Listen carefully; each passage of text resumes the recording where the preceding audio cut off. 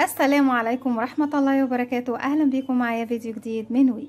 فيديو النهاردة إن شاء الله هشرح فيه معاكم طريقة عمل مفرش دائري سهل وبسيط وصغير وجميل في نفس الوقت، وأتمنى يا رب إن هو ينول إعجابكم. ما تنسوش إذا عجبكم الفيديو تدعموني بلايك وشير وسبسكرايب. هشتغل معاكم بخيط صوف متوسط سمك، ده خيط هيمالايا افريداي سوبر لوكس مع إبرة رقم 3.5 ملم. ممكن نشتغل بأكتر من نوع من الخيوط زي ما احنا حابين، سواء خيط قطن أو خيط صوف او حرير او اي نوع انت حباه. ممكن كمان تشتغلي بخيط المكرميه او خيط الكليم، هيديكي مساحه او حجم اكبر للمفرش. في البدايه بسم الله الرحمن الرحيم هسيب مسافه من الخيط والف الخيط حلقه على الهواء. داخل الحلقه بدخل بلف الخيط وبخرج منها طرف الخيط بشده بقى في عقده البدايه.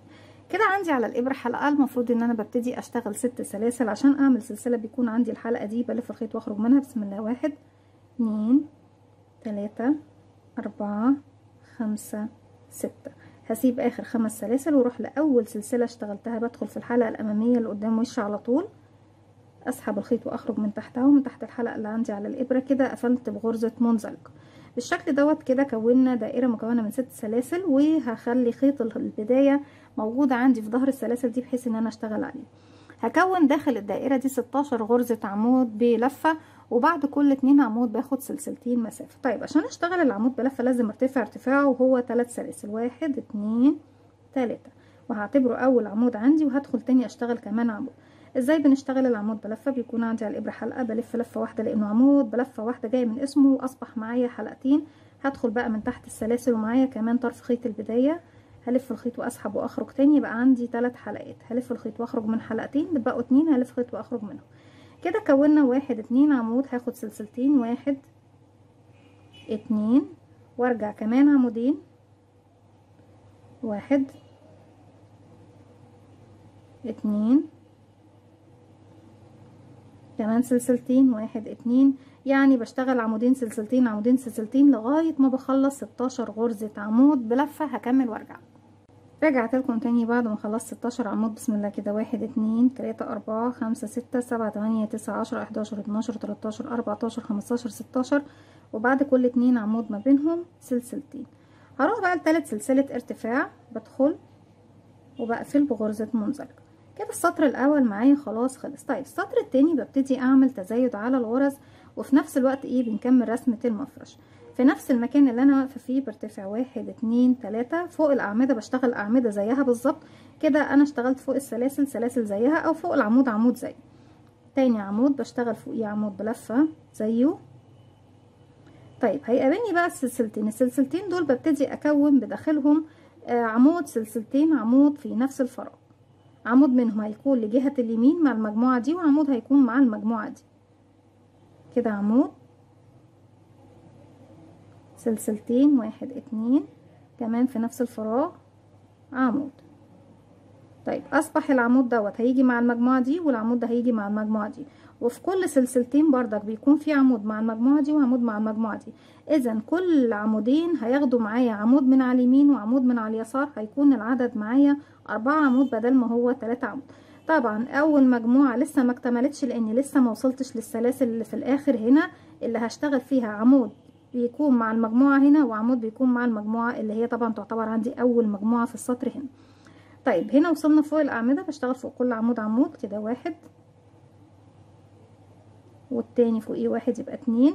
وصلت تاني للسلسلتين بكون فوقيها عمود سلسلتين عمود. 1 1 2 كمان في نفس الفراغ عمود. طيب عاوزه اوريكم بقى المجموعه رقم 2. سيبنا المجموعه رقم 1 لان هي لسه ما اكتملتش. المجموعه رقم 2 كده اكتملت. 1 2 3 4. جم منين الاربعه دول؟ مع ان عندنا تحت زي ما احنا شايفين هم 2 بس. جم من ان احنا في الزوايا اللي هي مكان السلاسل اشتغلت عمود سلسلتين عمود. واحد منهم اهو راح لجهه اليمين وواحد راح لجهه اليسار. بردك الزاويه دي اشتغلت عمود سلسلتين عمود، واحد جه لجهه اليمين وواحد هيكون مع جهه اليسار، وهكذا. والزياده عندي بتكون في كل السطور بنفس الطريقه. بشتغل بقى فوق كل عمود عمود، وفوق السلسلتين بشتغل عمود سلسلتين عمود في نفس الفراغ. بكمل بنفس الطريقه وهرجع لكم نكمل السطر الجديد مع بعض. رجعت لكم تاني كده بعد ما خلصت نهايه السطر. في نهايه السطر اشتغلت فوق السلسلتين عمود سلسلتين عمود.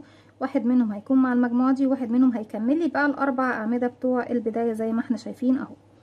في ثالث سلسله ارتفاع بروح بردك وبقفل بغرزة منزلقة لسه مستمرة بنفس الطريقة كده. خلاص بصوا يا بنات الاربع اعمدة خلاص اكتملوا معانا، لسه مستمرين بنفس الطريقة. برتفع 3 سلاسل في نفس المكان اللي انا واقفة فيه، 1 2 3 سلسلة، واعتبر نفسي اشتغلت فوق العمود ده. طيب المجموعة دي هتكتمل دلوقتي؟ لا، هتكتمل في نهاية الراوند لما بوصل للمكان دوت واشتغل. هنا بس هيكون في اختلاف. السطر اللي تحت انا على طول اشتغلت في السلسلتين عمود سلسلتين عمود ورحت قفلت على طول بمنزلق، صح كده؟ لكن هنا هيكون عندي سلسلتين هشتغل فوقيهم عمود سلسلتين عمود، وهبص الاقي عندي لسه في عمود ما اشتغلتوش، هشتغله طبعا لوحده عمود فوق العمود وارجع اقفل فيه ثالث سلسلة ارتفاع. بقى كده اشتغلنا اول عمود، فوق العمود التاني بشتغل عمود، الاعمدة دايما بشتغل فوقيها اعمدة زيها، العمود التالت بشتغل فوقيه عمود، وزي ما اتفقنا هنكمل مجموعتنا في نهاية السطر. وصلت تاني للسلسلتين بردك بكرر عمود سلسلتين عمود في نفس الفراغ، 1 1 2 كمان مرة في نفس الفراغ عمود 2. بقى كده عمود سلسلتين عمود، يبقى بشتغل عمودين في السلسلتين بس ما بينهم سلسلتين كمان زيادة. هرجع الاربع اعمدة بشتغل فوقيهم 4 عمود زيهم كده، 1 2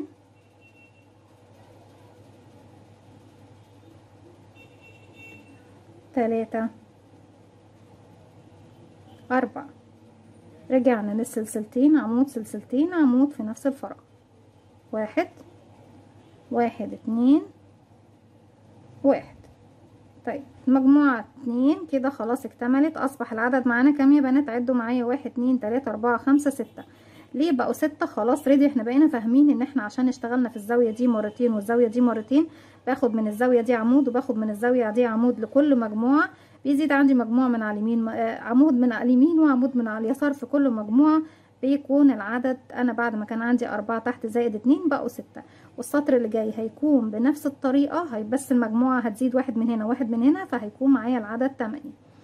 وبكمل سطر بنفس الطريقة، انا بشتغل فوق كل عمود عمود وفوق السلسلتين بشتغل عمود سلسلتين عمود. هكمل وارجع. رجعت لكم تاني وكده احنا خلاص في نهاية السطر كده. بعد ما خلصت الاربعة عمود هروح فوق السلسلتين اشتغل عمود 1 2 سلسلة وكمان مرة عمود بلفة.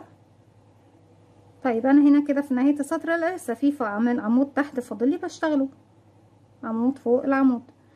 وبنفس الطريقة دي نقدر، يعني انا مثلا مش هعمل مفرش كبير جدا، لكن بنفس الطريقة دي ممكن تمشي بالخطوات دي لغاية ما توصلي لحجم المفرش اللي انت حابه. يعني تقدري تكبري المفرش اكتر من كده بمراحل طبعا، يعني ممكن تزودي عدد سطور كتير جدا بنفس الخطوة اللي احنا ماشيينها، ان احنا بنشتغل فوق العمود عمود وفوق السلسلتين بشتغل عمود سلسلتين عمود.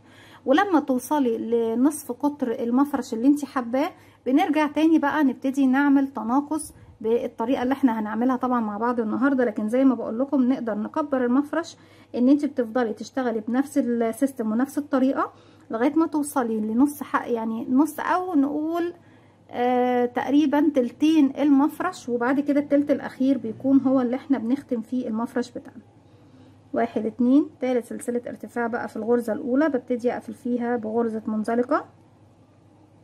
السطر الجاي بردك بنفس الطريقة 1 2 3 سلسلة وهشتغل فوق كل عمود عمود بلفة.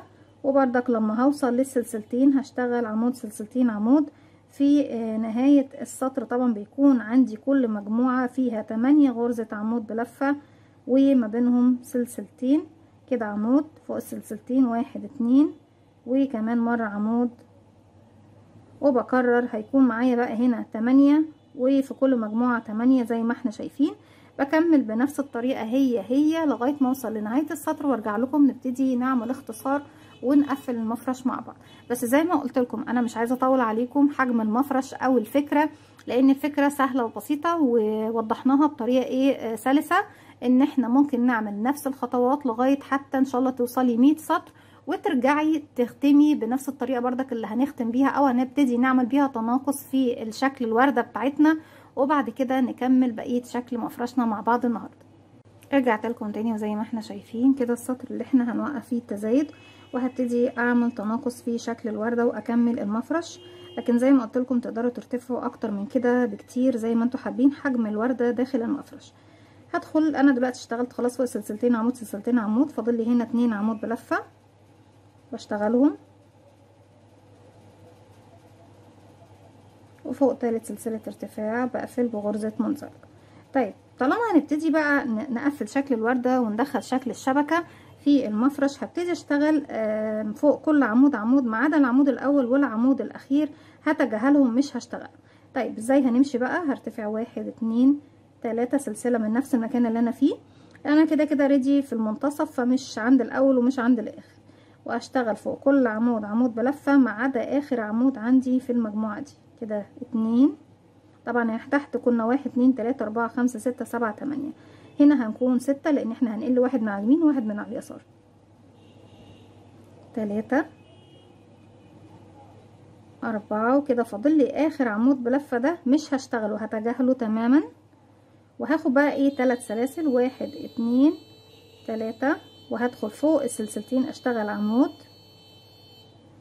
وارجع كمان 1 2 3. هنا بقى هشتغل فين؟ هسيب اول عمود من المجموعة ال8 اللي وراهم واروح لتاني عمود وابتدي اشتغل. 1 2 3 4 5 6.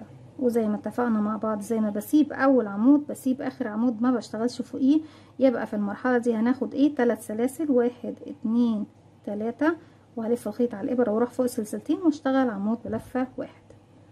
ارجع عشان اروح من عند العمود ده للاعمدة اللي هشتغلها باخد 3 سلاسل كمان 1 2 3، هلف الخيط على الابرة بسيب اول عمود ما بشتغلهوش واروح لتاني عمود وابتدي اشتغل، وهكذا بسيب اول عمود واخر عمود، وفي المنتصف مكان السلسلتين بشتغل 3 سلاسل عمود 3 سلاسل زي ما احنا شايفين. خلاص بس شكل الوردة او ورقة الوردة بتاعتنا هتبتدي زي ما احنا كده ابتدينا وعملنا تزايد، هنبتدي نعمل تناقص ونقفل شكل ال8.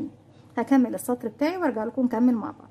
رجعت لكم تاني، وزي ما احنا شايفين في نهاية السطر كده بعد ما اشتغلت 1 2 3 4 5 6 هشتغل 3 سلسلة 1 2 3، وهلف الخيط على الابرة واروح فوق السلاسل اللي تحت بشتغل عمود وارجع اخد 3 سلسلة 1 2 3.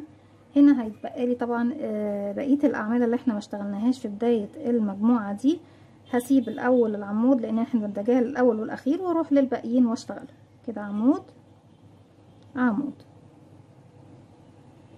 طيب دلوقتي هروح بقى فوق 3 سلسلة ارتفاع 1 2 3 واقفل بغرزة منزلقة. بالنسبة لمكان الأعمدة نفس اللي عملت في السطر اللي فات هو اللي هعمله في السطر دوت، اني بتجاهل اول عمود واخر عمود ما بشتغلهمش، لكن بشتغل اللي في المنتصف. احنا كان معانا كده 1 2 3 4 5 6، فوق هيكون معايا 4 1 2 3 4. طيب انا بما اني هتجاهل ده وهتجاهل ده، انا لسه مش عندهم، فبرتفع في نفس المكان 1 2 3 واروح اكمل. انا كده عندي عمود 2 واللي جاي كمان يبقى 3، اخر واحد طبعا مش هنشتغله فكده كده ريدي بنسيبه بنتجاهل. طيب هروح بقى اخد 3 سلسلة 1 2 3، هسيب العمود وهسيب ال3 سلاسل وهروح فوق العمود اللي في المنتصف ده اشتغل عمود 3 سلاسل 1 2 3 وعمود بلفة كمان في نفس الفراغ زي ما احنا شايفين. وعشان اروح بقى من المكان ده للمكان اللي هشتغل فيه باخد كمان 3 سلسلة 1 2 3، هلف الخيط بسيب ال3 سلاسل واسيب اول عمود واروح لتاني عمود وابتدي اشتغل كده 1 2 3 4. ها يا بنات هنكمل ده؟ لا طبعا احنا اتفقنا ان احنا بنسيبه. طيب مكان السلاسل بنشتغل ازاي؟ 3 سلسلة 1 2 3، هلف الخيط على الابرة بسيب اخر عمود بسيب 3 سلاسل، بروح بقى للعمود اللي في المنتصف واشتغل عمود 3 سلاسل عمود ده 1 2 3 سلسلة وتاني في نفس الفراغ كمان عمود و3 سلسلة 1 2 3، وابتدي اكرر نفس الخطوة مع كل المفرش زي ما احنا شايفين. بصوا حتى لما فرشنا المفرش كمان هو يمكن في ايدي مش باين لكن خلاص بيبتدي يبان معانا. الخطوات طبعا اللي انت بتقعدي ترتفعي لتوسيع الورقة بتاعت الوردة بترتفعي اكتر من اللي انا ارتفعته ده طبعا لغاية مثلا 8 سطور او 10 سطور، وبعد كده بتبتدي تعملي التناقص بنفس الطريقة اللي احنا عملناها دي مع بعض. اني في كل مرة باخد التناقص بتاعي بسيب عمود في الاول وعمود في الاخر وبكمل بنفس الطريقة.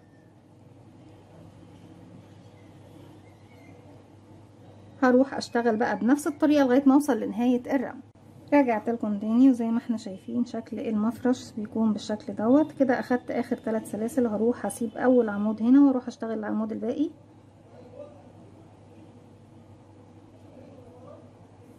وفي تالت سلسلة ارتفاع بقفل بغرزة منزلقة. لسه بردك بعمل اختصار، هتجاهل اول عمود، هو كده كده هو عندي انا بعيد عن ايدي يعني ده مش هشتغله خلاص، وهتجاهل اخر عمود وبس هشتغل الاتنين اللي في المنتصف. 1 2 3، وكمان هشتغل العمود اللي بعده، يبقى كده 2 ومش هشتغل غيرهم في المرحلة دي.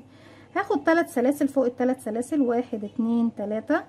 هنا طبعا هسيب العمود الاخير واسيب ال3 سلاسل، هروح فوق ال3 سلاسل في المنتصف بسيب العمود، بسيب ال3 سلاسل، بسيب العمود ده، وفوق ال3 سلاسل بس هشتغل 8 غرزة عمود بلف.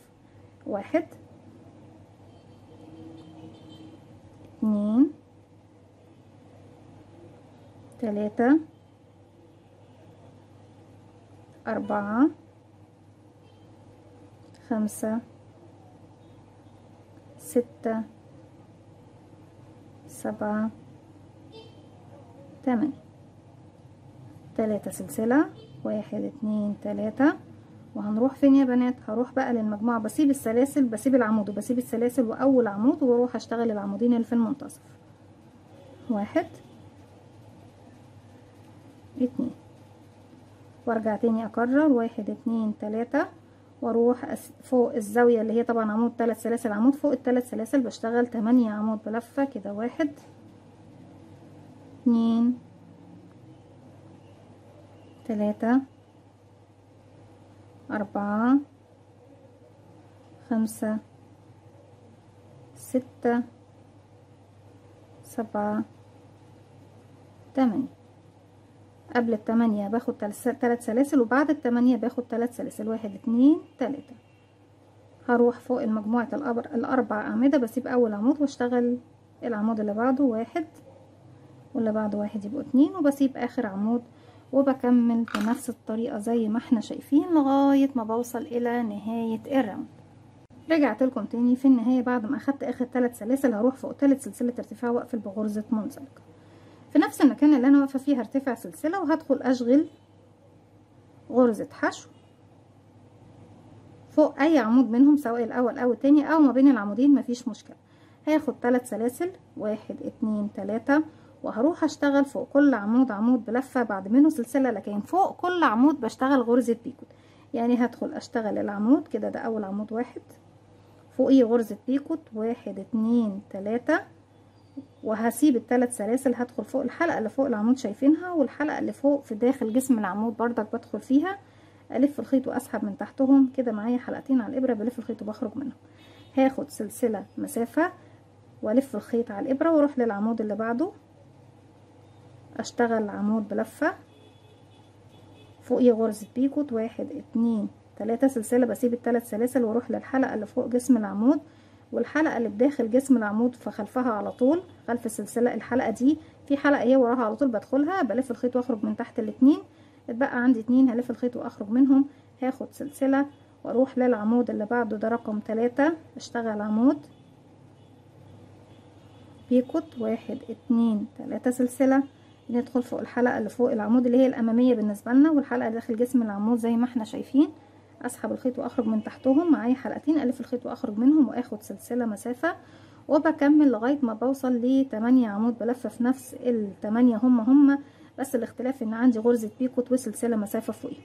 2 3، نقفل البيكوت بغرزه حشو واخد سلسله واروح للعمود اللي بعدهم كده. عندي 1 2 3 4، ده رقم 5. اروح اقفل البيكوت وسلسله رقم 6،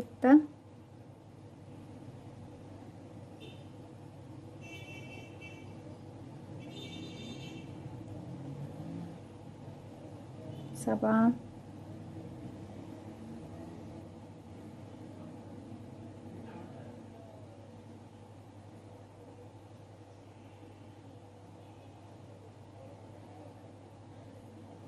رقم 8 والاخير.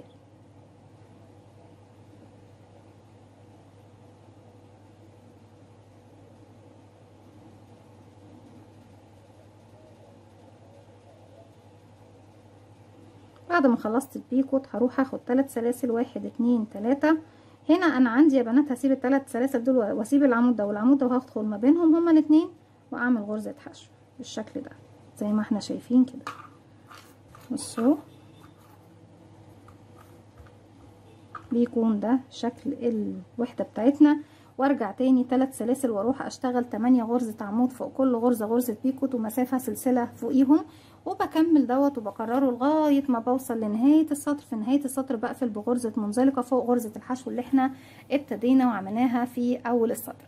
مش هطول عليكم لان الخطوة خلاص عرفناها، اللي احنا بنكمل بنفس طريقة الوحدة اللي عملناها دي مع بعض. او الورقة دي بكمل كل الورقات بتاعة الوردات اللي معايا، هكمل بنفس الطريقة زي ما احنا شايفين لغاية ما بوصل لنهاية السطر. وبكده بكون وصلت لنهاية فيديو النهاردة ونهاية فكرتي النهاردة. اتمنى يا رب ان هي تكون سهلة وبسيطة، وكمان ان هي تنول اعجابكم. ما تنسوش اذا عجبكم الفيديو تدعموني بلايك وشير وسبسكرايب، واستنوني فيديو جديد من وي. ومتنسوش كمان تفعلوا زرار الجرس يوصلكم مني كل جديد. السلام عليكم ورحمة الله وبركاته.